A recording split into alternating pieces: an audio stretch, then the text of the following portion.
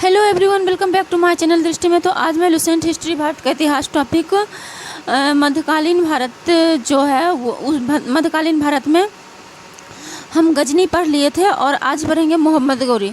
तो मध्यकालीन भारत में जो पहला जो हम पढ़े थे पहले शासक के बारे में वो था भारत पर अरबों का आक्रमण में सबसे पहले हम पढ़े थे महमूद गजनी।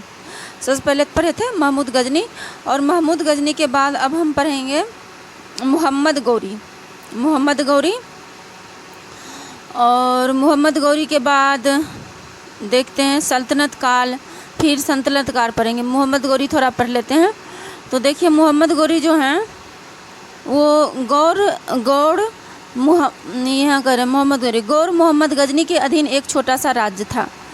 मोहम्मद गजनी के अधीन कौन सा एक छोटा सा राज्य था? गौर। 1173 में शहाबुद्दीन मोहम्मद गौर का शासक बना। कौन बनता है गौर का शासक? 1173 में शहाबुद्दीन मोहम्मद गौरी किसका शासक बनता है? गौर का शासक बनता है। क्वेश्चन ऐसे बनेगा कि शहाबुद्दीन मोहम्मद गौरी गौर का शासक कब बना? तो 1177 में। नेक्स्ट है कि इसने भारत पर पहला आक्रमण, मोहम्मद गौरी ने भारत पर पहला आक्रमण 1175 ईस्वी में मुल्तान के विरुद्ध किया। किसके विरुद्ध किया? मुल्तान के विरुद्ध। यह भी पूछा जा सकता है कि मोहम्मद गौरी ने भारत पर पहला आक्रमण किसके विरुद्ध किया था? तो मुल्तान के विरुद्ध किया था। मोहम्मद गौरी का दूसरा आक्रमण 1178 ईस्वी में 75, 76, 77, 78 3 साल बाद फिर ये करता है। पाटन यानी पाटन गुजरात को कहा जाता था, पाटन पर हुआ और फिर 1178 में ये गुजरात पे आक्रमण करता है और गुजरात में शासक था भीम सेकेंड और भीम सेकेंड ने गौरी को बुरी तरह पराजित कर देता है। भीम सेकेंड गौरी को हरा देता है। नेक्स्ट है मोहम्मद गौरी द्वारा लड़ा गया प्रमुख युद्ध। मोहम्मद गौरी कौन से प्रमुख युद्ध लड़े हैं तो उनके बारे में हम थोड़ा सा देख लेते हैं। देखिए तराइन का प्रथम युद्ध मोहम्मद गौरी एवं पृथ्वीराज चौहान के बीच हुआ था 1191 में।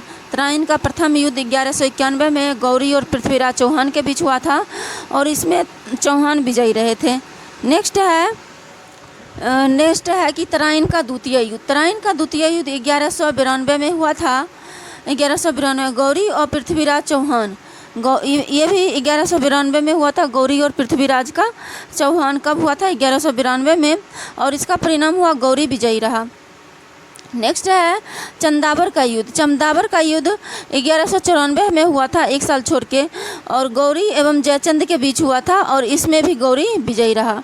मोहम्मद गौरी भारत के विजित प्रदेशों पर शासन का भार अपने गुलाम सेनापतियों को सौंपते हुए गजनी लौट गया।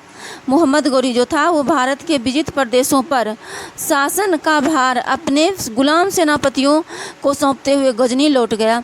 मोहम्मद गौरी की हत्या 15 मार्च 1206 को कर दी गई और मोहम्मद गौरी की हत्या 15 मार्च 1206 को कर दी जाती है। तो ये भी पूछा जा सकता है मोहम्मद गौरी की हत्या कब हुई? तो 15 मार्च 1206। और जो मोहम्मद गौरी था अपना जो भी साम्राज्य उसने जीता था, जो भी विजित प्रदेश था उसका, तो वो अपने शासन का भार किसको सौंपते हुए? अपने गुलाम सेनापतियों को सौंपते हुए वापस लौट जाता है। नेक्स्ट है गुलाम वंश। सल्तनत काल में सबसे पहला कौन वंश है? गुलाम वंश। गुलाम वंश जो है ये इम्पोर्टेंट है। गुलाम वंश, इससे क्वेश्चन आते हैं, यानी कि सल्तनत काल से क्वेश्चन आते हैं। तो हम देखते हैं सल्तनत काल में सबसे पहला कौन वंश है? सल्तनत काल में सबसे पहला वंश है गुलाम वंश। गुलाम वंश की स्थापना